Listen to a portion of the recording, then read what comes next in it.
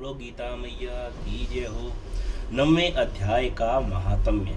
श्री नारायण जी बोले, हे लक्ष्मी, दक्षिण देश में एक भाव सुशर्मा नामक शूद्र रहता था। वह बड़ा पापी और मांस मदिरा आहारी था।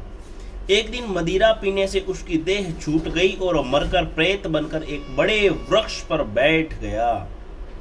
एक ब्राह्मण भी उसी नगर में रहता था। दिन को भिक्षा मांगकर स्त्री को ला देवे। उसकी स्त्री बड़ी कलहनी थी। समय पाकर उन दोनों ने प्राण त्यागे और वे दोनों मरकर प्रेत हुए।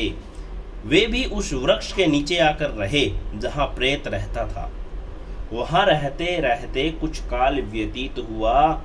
तब एक दिन उसकी स्त्री पिशाचिनी ने कहा, पुरुष पिशाच, तुमको कुछ पिछले जन्म की खबर है? तब पिशाच ने कहा, खबर है, मैं पिछले जन्म में ब्राह्मण था। तब पिशाचिनी ने कहा, तूने पिछले जन्म में क्या साधना की थी, उसकी तुझे खबर है?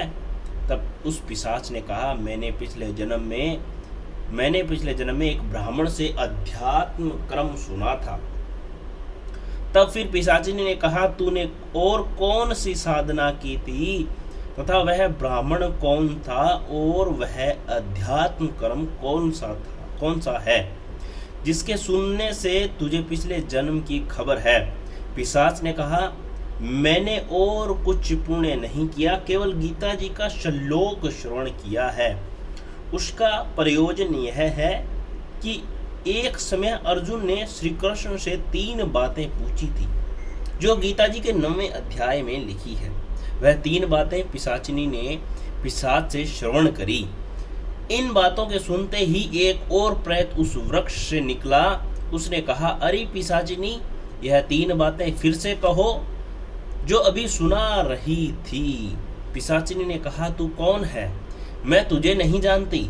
मैं अपने पति से पूछती हूँ, वह कर्म कौन है जिसे पिछले जन्म की याद रही। तब उसके पति ने पुनः तीनों बातें सुनाई, जिनके सुनते ही तीनों प्रेत योनि से छूटकर देवदेही धारण कर विमानों पर बैकुंठ को गए।